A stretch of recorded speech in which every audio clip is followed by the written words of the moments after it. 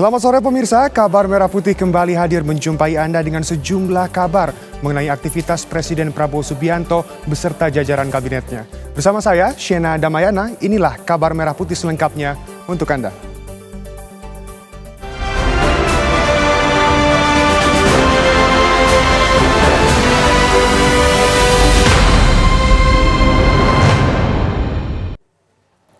Kapolri, Panglima TNI, dan 3 Menteri Kabinet Merah Putih meninjau dermaga eksekutif Pelabuhan Penyeberangan Merak, Kota Cilegon.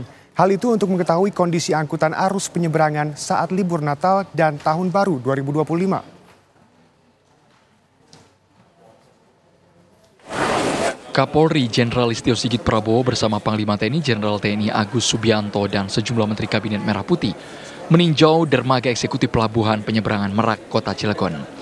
Kapolri dan rombongan langsung melihat kondisi seluruh area dermaga eksekutif Pelabuhan Penyeberangan Merak.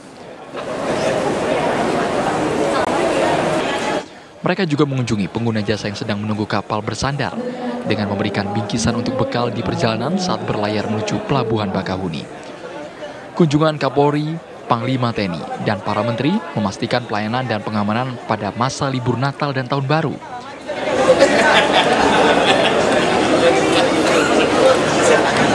Mengunjungi wilayah ASDP Merak untuk memastikan bahwa apa yang menjadi perintah dan kebijakan Bapak Presiden, yaitu bagaimana kita memberikan pelayanan dan pengamanan terbaik terhadap masyarakat yang melaksanakan Nataru, libur Nataru.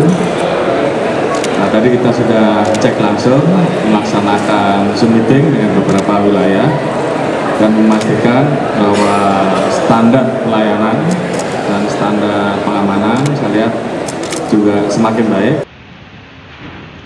Sementara itu, sehari menjelang perayaan Natal dan Tahun Baru, kondisi arus lalu lintas di Pelabuhan Penyeberangan Merak terpantau ramai lancar, baik dari para penumpang, pejalan kaki maupun kendaraan pribadi.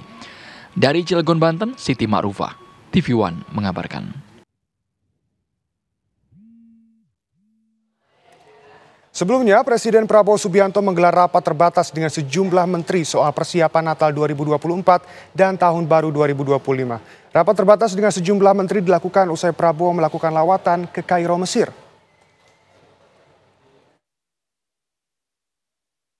Sejumlah Menteri Kabinet Merah Putih menyambut kedatangan Presiden Prabowo Subianto sepulang dari lawatannya ke Kairo, Mesir. Mereka diantaranya Menteri Koordinator Bidang Politik dan Keamanan Budi Gunawan, Menteri Pertahanan Syafri Samsudin, serta Menteri Sekretaris Negara Prasetyo Hadi. Terlihat menyambut pula Panglima TNI Agus Subianto, Kapolri Jenderal Listio Sigit Prabowo, dan Kepala Badan Intelijen Negara Muhammad Herindra. Selanjutnya Presiden Prabowo melakukan rapat terbatas dengan jajaran kabinetnya di ruang tunggu Naratetama, Pangkalan TNI, Angkatan Udara Halim Perdana Kusuma. Prabowo membahas persiapan keamanan menjelang Natal 2024 dan Tahun Baru 2025. Momen libur Nataru dianggap menjadi waktu puncak pergerakan dan aktivitas masyarakat, sehingga memerlukan langkah-langkah keamanan untuk memastikan ketertiban dan keamanan umum. Dari Jakarta, tim TV One mengabarkan.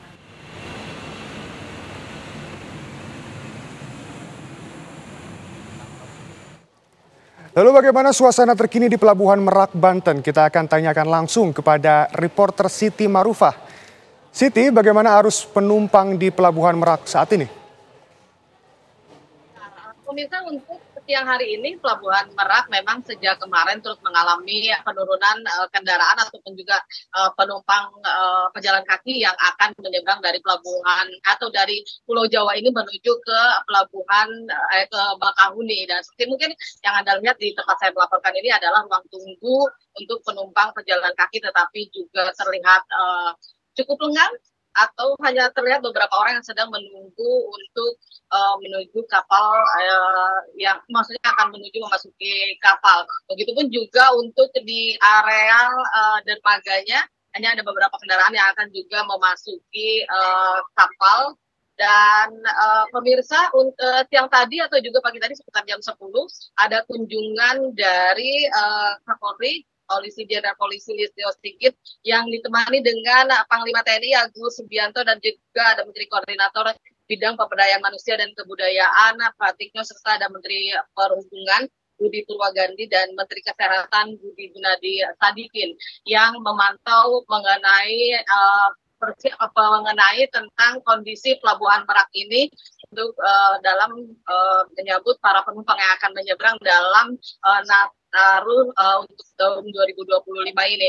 Dan dalam kesempatan itu juga para Listio Sigit dan juga para panglima dan juga para menteri kemudian juga bertemu juga dengan para penumpang dan juga memberikan bingkisan. Selain itu juga mereka melihat juga untuk bagaimana tentang kesehatan atau juga posko kesehatan yang ada di sini. Sementara itu memang untuk kondisi siang hari ini juga normal dan kapal juga beroperasi seperti biasa. Demikian. Baik Siti, terima kasih informasinya. Selamat kembali bertugas. Dan pemirsa, kasus pilot PT Sri Rejeki Isman Tbk atau yang dikenal dengan Sritex memasuki babak baru. Mahkamah Agung menolak upaya kasasi perusahaan yang memiliki lebih dari 10.000 karyawan. Berbagai upaya dilakukan pemerintah untuk menyelamatkan perusahaan raksasa tekstil itu dari jeratan pilot. Upaya penyelamatan bahkan dilakukan secara lintas kementerian. Kasus pilot PT Sri Rejeki Isman Tbk atau yang dikenal dengan Sritex memasuki babak baru. Mahkamah Agung menolak upaya kasasi emiten dengan kode saham SRIL ini. Putusan tersebut dikeluarkan Mahkamah Agung pada 18 Desember 2024 dan sekaligus menguatkan putusan pilot yang dikeluarkan Pengadilan Niaga Semarang sebelumnya. Putusan ini dengan sendirinya membuat status pilot terhadap perusahaan raksasa tekstil itu sah secara hukum atau inkrah. Menanggapi putusan MA, manajemen Sritex mengupayakan proses hukum berupa peninjauan kembali atau PK agar status pilot dicabut. Shock ya dengan adanya putusan MA yang kurang baik dan ini menjadi satu momen yang kita sebenarnya tidak antisipasi juga bagaimana kita menghadapi ini. Namun setelah kita berkonsolidasi dengan secara internal kami memutuskan ya oke, kita akan maju ke peninjauan kembali PK. Sebelumnya, Menteri Ketenagakerjaan Yasirli menjelaskan cara pemerintah menyelamatkan PT Sritex yang terjerat pilot. Ia mengatakan penyelamatan bakal dilakukan secara lintas kementerian. Kalau dari kami tentu kita harus mendukung bagaimana pegawai dari Sritex-nya itu tetap bisa terlindungi. Dan salah satunya itu ya kita sangat berharap bahwa PHK itu tidak terjadi. Dan strategi atau antisipasi penyelamatannya ini ini nanti sifatnya harus lintas kementerian. Oh, memang belum dibahas sejauh ini? Sudah ada beberapa langkah itu yang bisa jadi nanti ini yang kita diskusikan. Sejauh ini lintas kementeriannya di kementerian mana saja? Perekonomian, kemudian keuangan, BUMN, terbitnya. Keseriusan Presiden Prabowo Subianto untuk menangani kasus pilot PT Sritex bukan sekedar basa-basi. Pada 28 Oktober lalu, Presiden mengutus Wakil Menteri Ketenagakerjaan Immanuel Ebenezer mendatangi pabrik PT Sritex di Sukoharjo. Pria yang akrab disapa Noel itu mengatakan kedatangannya sebagai bentuk komitmen Presiden Prabowo untuk terus berada di belakang kepentingan buruh. Dibilang pilot juga ternyata maaf. Ya, kita akan melawan para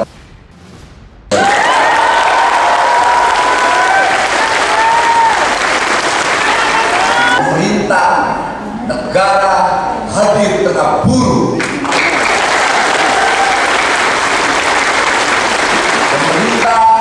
Negara hadir di tengah-tengah usaha khususnya Pak Iwan. Dua ekonomi tidak akan kita giatkan lumpuh bersama. Terima kasih. Hidup Sritex.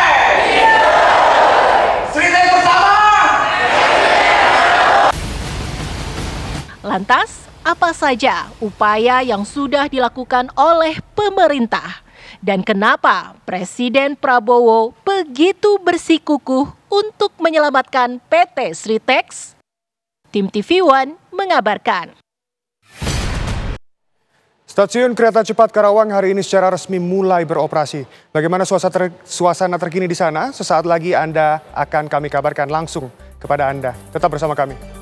Pemirsa, Stasiun Kereta Cepat Karawang hari ini mulai melayani naik turun penumpang. Pembukaan stasiun ini menjadi peningkatan layanan pada momen Nataru.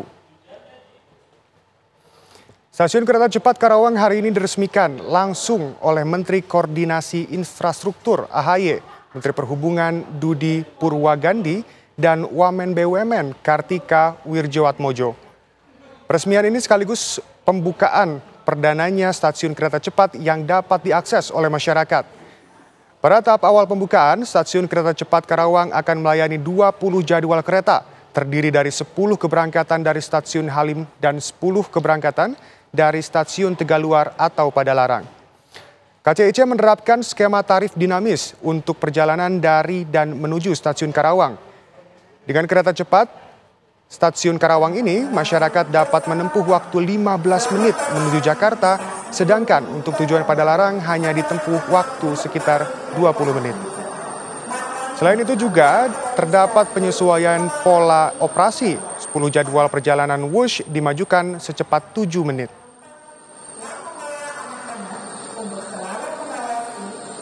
Kami mengingatkan kepada seluruh pengguna jasa, dari 10 jadwal kereta yang berangkat dari stasiun Halim menuju Karawang, ini jadwalnya akan dimajukan lebih awal 7 menit. Sehingga mohon diperhatikan kembali untuk para pengguna jasa yang sudah melakukan pembelian tiket untuk perjalanan mulai tanggal 24 Desember. Ada 10 nomor kereta yang jadwalnya itu maju lebih awal 7 menit, yaitu nomor-nomor kereta yang nantinya dari Halim untuk menuju Padalarang tapi berhenti terlebih dahulu di stasiun Karawang. Pemirsa, sore ini stasiun kereta cepat Wush di Karawang akan diresmikan. Bagaimana proses peresmiannya kita akan tanyakan langsung kepada reporter Agung Prasetyo. Agung, silakan kabaran.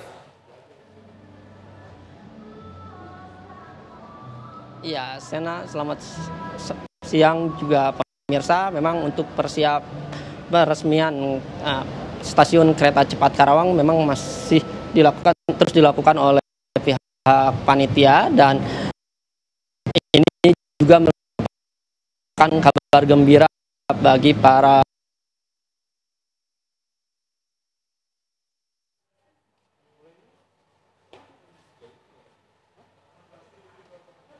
Agung. Sejumlah menteri yang hadir, yang mana tadi yang menteri yang sudah hadir yakni Menteri Perhubungan Dudi Purwagandi, dan itu juga ada Menteri Koordinasi Infrastruktur AHY, dan ada juga Wakil Menteri BUMN Kartika Wirjoatmojo. Namun untuk Menteri Perhubungan lebih awal datang tadi sekitar pukul 15.00 sudah ada di ruang VIP, dan sebentar lagi untuk peresmian akan dimulai. Dan dapat kami informasikan selain sebelum peresmian yang akan dilakukan pada sore hari ini, memang sebelumnya Wakil Presiden Gibran Rakabuming wakilnya Kartika Suami sempat meninjau dalam kunjungan kerjanya pada tanggal 22 Desember lalu ke stasiun kereta cepat Karawang ini, yang mana meninjau sejumlah fasilitas yang ada di stasiun kereta cepat, dan memang sudah siap digunakan untuk menyambut para penumpang ataupun pengguna calon penumpang kereta cepat. Dan untuk rute perjalanan kereta cepat yang ada di stasiun Karawang ini melayani untuk arah Jakarta yakni ke stasiun Halim, dan selain itu juga untuk ke arah Bandung yakni ke stasiun Padalarang dan stasiun Tegaluar. Dan untuk tarifnya sendiri di stasiun Karawang sendiri memang mulai dari 125.000 ini cukup dinamis untuk para pengguna ataupun penumpang yang akan menaik kereta cepat yang ada di Karawang. Dan dapat kami informasikan juga kepada pemirsa, ini kabar gembira juga untuk para penumpang dari luar kota yang berwisata ataupun belanja di sekitar wilayah Karawang. Nantinya di stasiun kereta cepat juga disiapkan shuttle bus untuk rute ke tempat wisata ataupun tempat-tempat berbelanja yang ada di Karawang. Sementara itu, informasi yang kami dapat ataupun persiapan peresmian bagikan ke Anda, Sena. Baik, terima kasih Agung. Selamat kembali bertugas. Pemirsa, pemerintah segera membangun hunian tetap untuk korban bencana pergerakan tanah yang terjadi di Desa Lembur Sawah, Kecamatan Pabuaran, Kabupaten Sukabumi, Jawa Barat. Menteri Desa dan Pembangunan Daerah Tertinggal Yandri memastikan akan terus mengawal proses relokasi para pengungsi di hunian tetap hingga tuntas.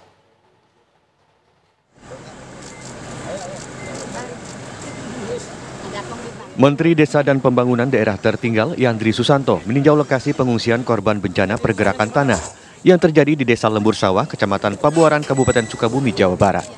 Yandri yang datang bersama Wakil Menteri Desa Ahmad Riza Patria menyapa langsung para pengungsi dan membagikan 1.300 paket sembako. Bersama para pengungsi, Yandri sempat menghubungi Kepala Badan Nasional Penanggulangan Bencana Letnan Jenderal Suharyanto untuk berkolaborasi dalam membangun hunian tetap bagi para korban. Dirinya memastikan akan terus mengawal proses relokasi hingga tuntas. Maka kami datang ke sini ingin memastikan semua kebutuhan dasar terpenuhi. Ya, tadi kami sudah tinjau tendanya, kemudian dapur umumnya, itu alhamdulillah bagus semua.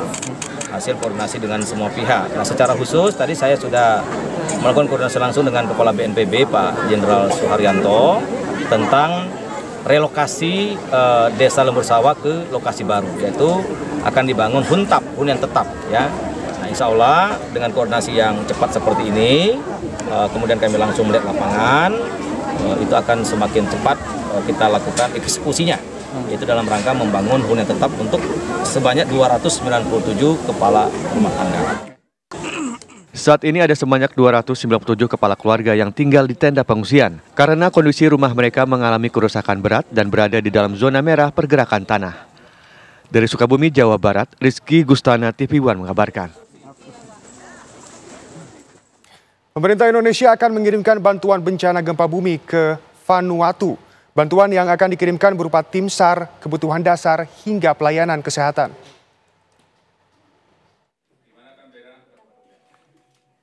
Pemerintah Indonesia akan mengirimkan bantuan bencana gempa bumi ke Vanuatu.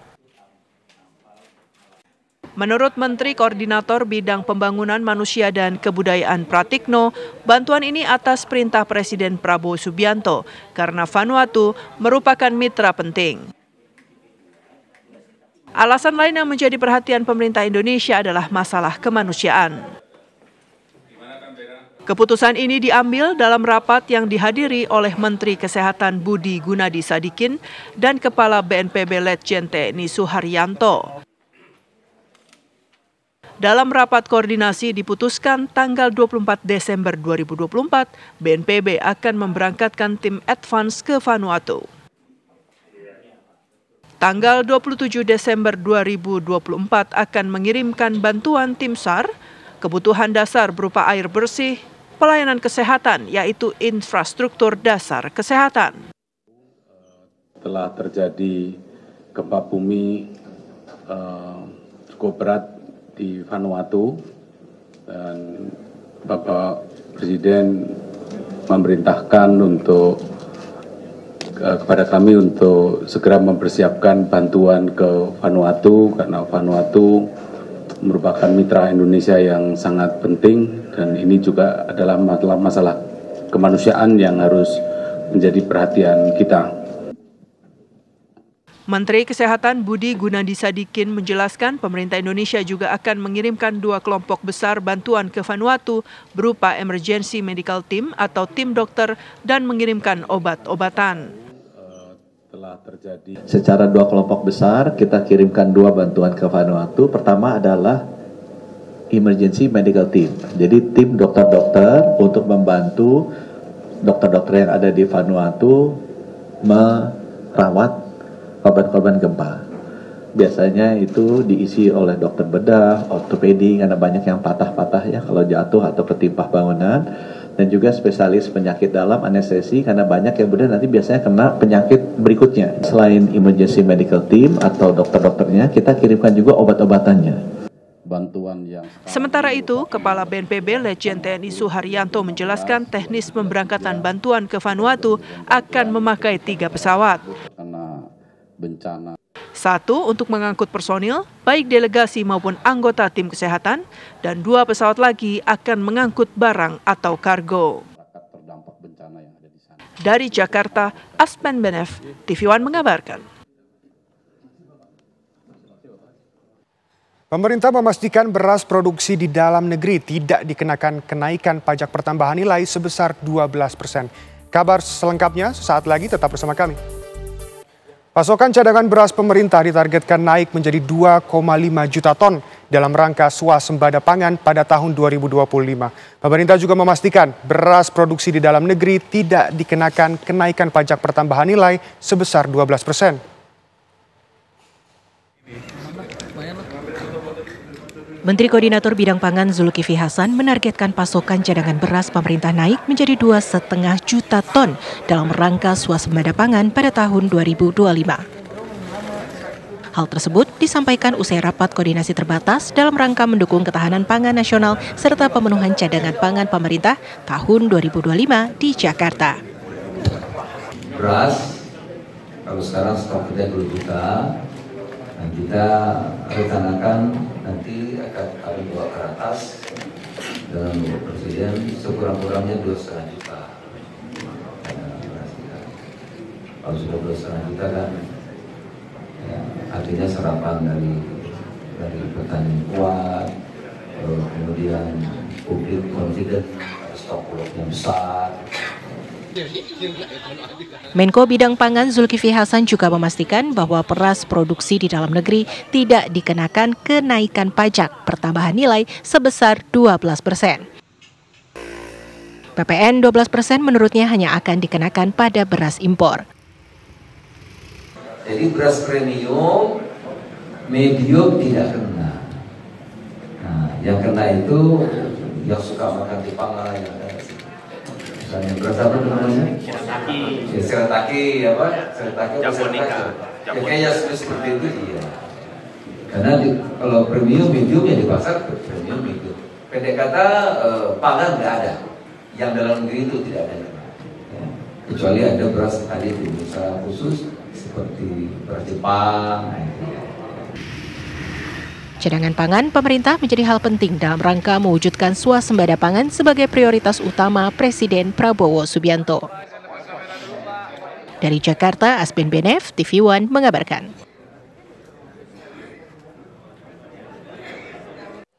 Menteri Sosial Saifullah Yusuf menghadiri program Keluarga Harapan Jateng Fest 2024 di Rembang, Jawa Tengah.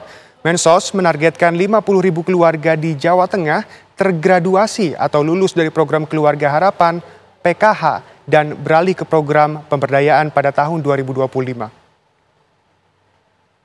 Ibu sekalian, yang jumlahnya seluruh Jawa Tengah. Menteri Sosial Saifullah Yusuf dan Wakil Menteri Sosial Agus Jabo menghadiri PKH Jateng Fest 2024 yang digelar di tempat wisata Pantai Karangjahe, Rembang, Jawa Tengah.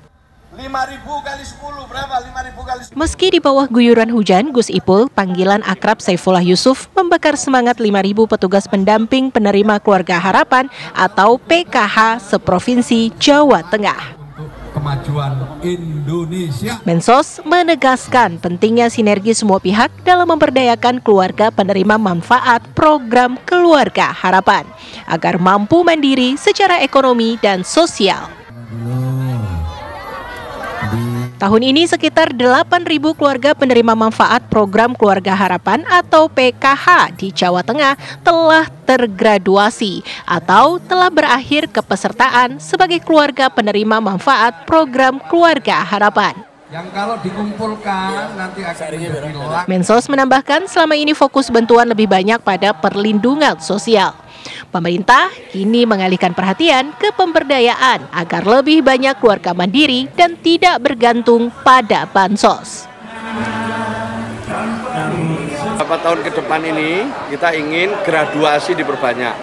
Jadi orang yang lulus dari program ini harus diperbanyak. Selama ini fokus kita pada perlindungan, sementara pada pemberdayaan dan graduasi ini masih kurang, maka kita akan bikin seimbang. Sebagai bentuk apresiasi atas kerja keras pendamping program Keluarga Harapan, Menteri Sosial menyerahkan penghargaan kepada 3 pendamping PKH berprestasi dari Kabupaten Purbalingga, Wonogiri, dan Pemalang. Saifullah Yusuf berharap setiap orang pendamping PKH mampu meluluskan 10 keluarga penerima manfaat. Dari Rembang, Jawa Tengah, Abdul Rohim, TV One mengabarkan. 72 keluarga. Wakil Ketua MPR RI, Edi Suparno, mengundang pimpinan redaksi media untuk hadir di acara Focus Group Discussion untuk refleksi akhir tahun 2024. Kegiatan ini digelar di Gedung Nusantara 5 MPR RI Jakarta. Acara diskusi ini juga dihadiri beberapa pimpinan redaksi media massa. Dalam diskusi kali ini, Wakil Ketua MPR RI, Edi Suparno, membahas isu-isu yang aktual saat ini, terutama yang nantinya akan dijadikan refleksi untuk akhir tahun 2024.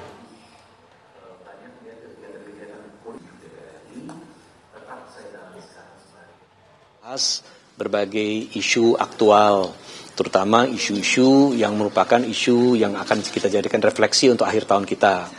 Perjalanan di tahun 2024 yang syarat dengan perhelatan demokrasi, mulai dari pemilu, pilpres, pilkada, dan kualitas daripada kontestasi demokrasi yang kita lakukan sepanjang tahun 2024. Kita juga Jalur pendakian Gunung Semeru di Kabupaten Lumajang, Jawa Timur secara resmi dibuka oleh Menteri Kehutanan.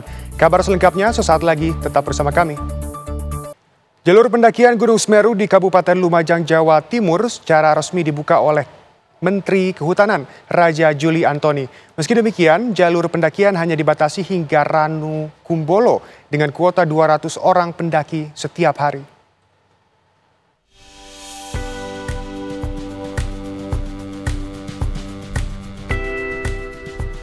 Setelah hampir 5 tahun ditutup akibat pandemi, kebakaran hutan dan lahan serta adanya peningkatan aktivitas vulkanik, akhirnya jalur pendakian Gunung Semeru di Kabupaten Lumajang, Jawa Timur resmi dibuka.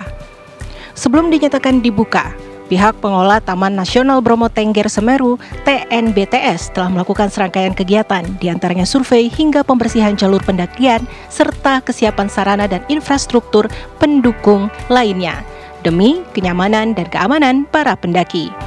Pembukaan resmi jalur pendakian Gunung Semeru yang dibatasi hingga Ranu Kumbolo tersebut disampaikan langsung oleh Menteri Kehutanan Raja Juli Antoni yang sebelumnya telah melakukan pendakian hingga Ranu Kumbolo yang berada pada ketinggian 2.400 meter di atas permukaan laut.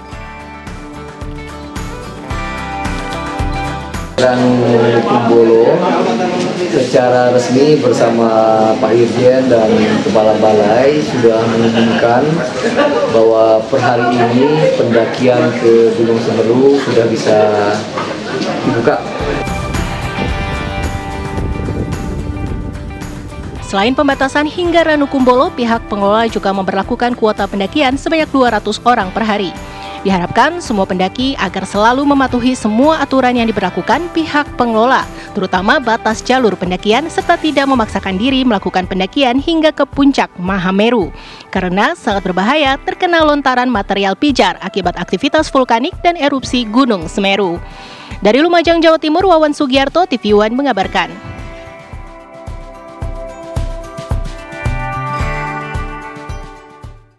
Program magang di Rumah Rakyat DPR RI tahun 2024 batch kedua resmi ditutup.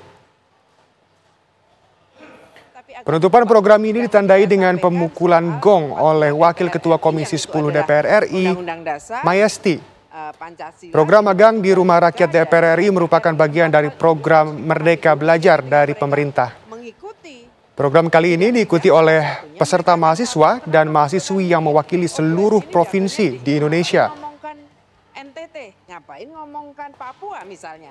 Ini untuk bisa juga mendidik anak-anak kita, adik-adik kita mahasiswa ini kelak ke depan dalam gambaran saya dengan yang melihat yang hadir ini, insya Allah mereka juga akan menjadi pemimpin bangsa entah dalam tingkatan apapun juga. Tetapi penting mereka melakukan pemahaman termasuk proses-proses politik di DPR RI. Supaya apa? Ucapan selamat Natal dan Tahun Baru disampaikan sejumlah Menteri Kabinet Merah Putih, termasuk Menteri Agama Nasaruddin Umar dan Menteri Kesehatan. Assalamualaikum warahmatullahi wabarakatuh. Salam sejahtera untuk kita semuanya. Saya Nasaruddin Umar, Menteri Agama Republik Indonesia, mengucapkan selamat merayakan Natal tahun 2024 kepada umat Kristiani dan selamat menyambut Tahun Baru tahun 2025 bagi seluruh masyarakat Indonesia. Natal tahun 2024 mengangkat tema, marilah sekarang kita pergi ke Bethlehem. Tema ini membawa pesan tentang kesetiaan dan kesediaan di dalam mengikuti panggilan Tuhan. Ajakan untuk terus menebar cinta kasih dan menguatkan bangunan kemanusiaan. Tema ini sejalan dengan semangat Kementerian Agama untuk mendorong umat mengamalkan ajaran agamanya. Sebab semakin lekat umat dengan ajaran agamanya, maka dunia akan semakin damai dan rukun. Menyambut Tahun Baru 2025, saya mengajak masyarakat Indonesia untuk melakukan refleksi, kontemplasi, dan evaluasi atas perjalanan kehidupan setahun yang lalu. Kalau perlu kita semuanya, umat beragama, memadati rumah ibadah kita masing-masing, umat Islam datang ke masjid, dan umat beragama lain datang ke rumah-rumah ibadahnya, berkontemplasi di situ, itu manfaatnya lebih besar. Dari situ diharapkan nanti tumbuh semangat baru dan optimisme di dalam menatap kehidupan di tahun mendatang. Di momen yang penuh sukacita ini, saya Budi Sadikin, Menteri Kesehatan Republik Indonesia, mengucapkan selamat Natal kepada seluruh masyarakat Indonesia yang merayakan. Semoga kedamaian, kebahagiaan, dan sukacita Natal senantiasa menyertai kita semua. Saya juga mengucapkan selamat menyambut Tahun Baru ke-2025 bagi seluruh masyarakat Indonesia. Tahun baru adalah kesempatan baru bagi kita untuk lebih bersemangat lagi dalam meningkatkan kesehatan kita, baik fisik maupun jiwa, agar kita dapat terus berkarya dan membawa manfaat bagi orang-orang di sekitar kita di tahun yang baru. Pemirsa, Kabar Merah Putih akan kembali sesaat lagi. Tetap bersama kami. Pemirsa, Kapolri, Panglima TNI, dan 3 Menteri Kabinet Merah Putih meninjau dermaga eksekutif Pelabuhan Penyeberangan Merak, Kota Cilegon. Hal itu untuk mengetahui kondisi angkutan arus penyeberangan saat libur Natal dan Tahun Baru 2025.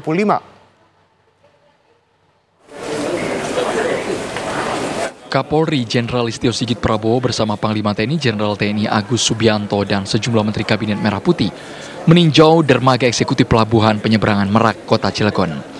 Kapolri dan rombongan langsung melihat kondisi seluruh area dermaga eksekutif Pelabuhan Penyeberangan Merak. Mereka juga mengunjungi pengguna jasa yang sedang menunggu kapal bersandar dengan memberikan bingkisan untuk bekal di perjalanan saat berlayar menuju Pelabuhan Bakahuni. Kunjungan Kapolri, Panglima TNI, dan para menteri memastikan pelayanan dan pengamanan pada masa libur Natal dan Tahun Baru.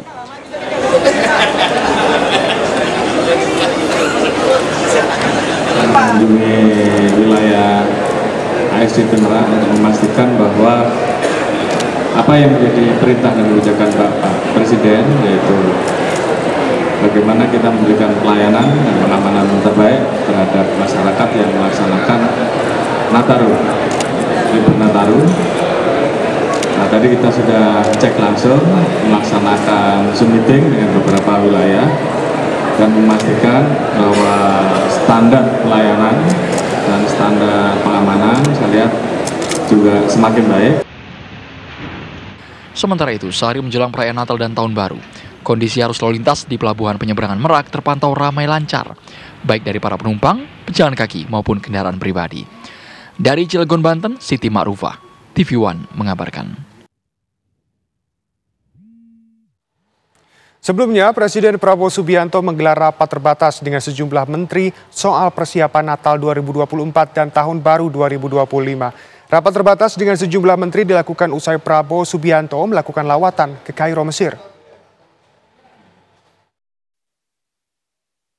Sejumlah Menteri Kabinet Merah Putih menyambut kedatangan Presiden Prabowo Subianto sepulang dari lawatannya ke Kairo, Mesir. Mereka diantaranya Menteri Koordinator Bidang Politik dan Keamanan Budi Gunawan, Menteri Pertahanan Syafri Samsudin, serta Menteri Sekretaris Negara Prasetyo Hadi. Terlihat menyambut pula Panglima TNI Agus Subianto, Kapolri Jenderal Listio Sigit Prabowo, dan Kepala Badan Intelijen Negara Muhammad Herindra. Selanjutnya Presiden Prabowo melakukan rapat terbatas dengan jajaran kabinetnya di ruang tunggu Naratetama, Pangkalan TNI, Angkatan Udara Halim Perdana Kusuma.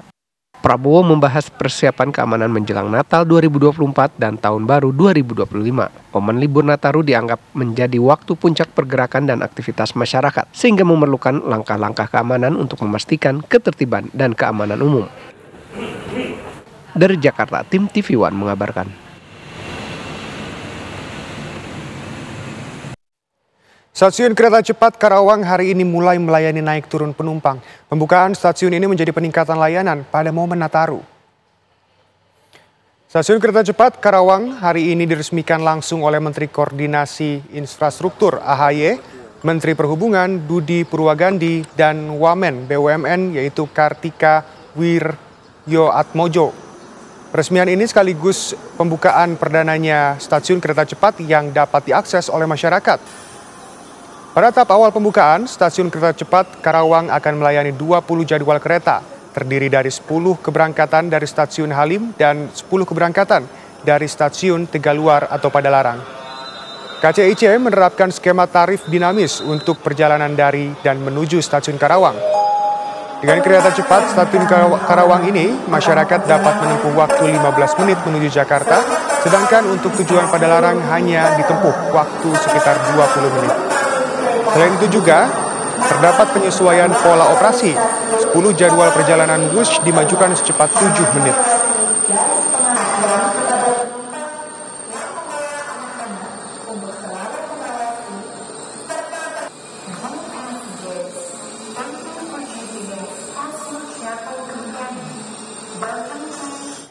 Menteri Perdagangan Budi Santoso mendorong industri teh dalam negeri untuk lebih meningkatkan kualitas agar mampu menembus pasar ekspor. Dengan potensi lahan perkebunan teh yang sangat luas, produsen teh di Indonesia diharapkan mampu bersaing dengan produk teh dari negeri lain.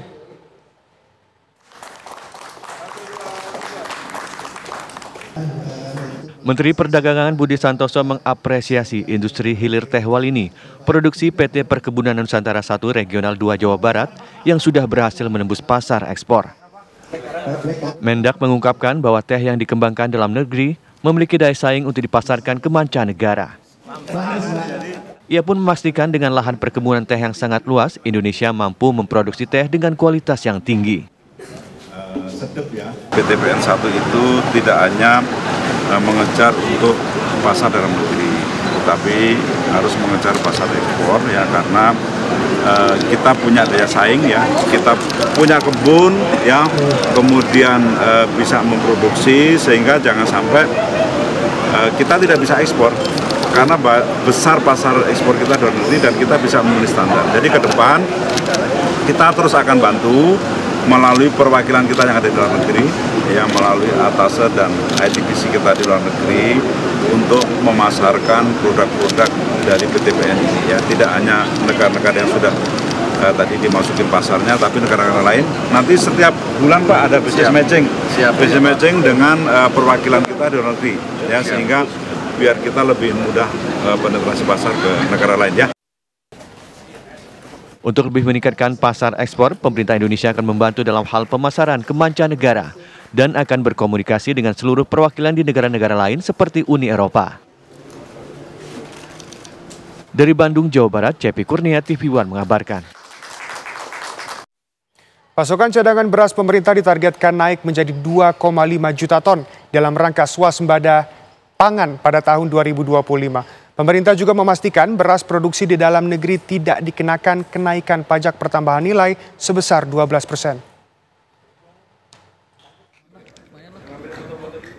Menteri Koordinator Bidang Pangan Zulkifli Hasan menargetkan pasokan cadangan beras pemerintah naik menjadi 2,5 juta ton dalam rangka swasembada pangan pada tahun 2025. Hal tersebut disampaikan usai rapat koordinasi terbatas dalam rangka mendukung ketahanan pangan nasional serta pemenuhan cadangan pangan pemerintah tahun 2025 di Jakarta.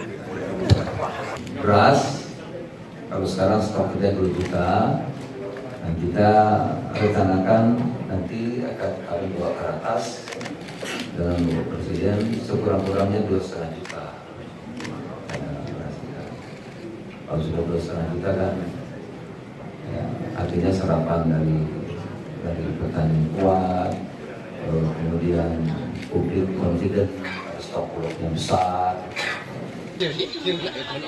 Menko Bidang Pangan Zulkifli Hasan juga memastikan bahwa beras produksi di dalam negeri tidak dikenakan kenaikan pajak pertambahan nilai sebesar 12%. PPN 12% menurutnya hanya akan dikenakan pada beras impor.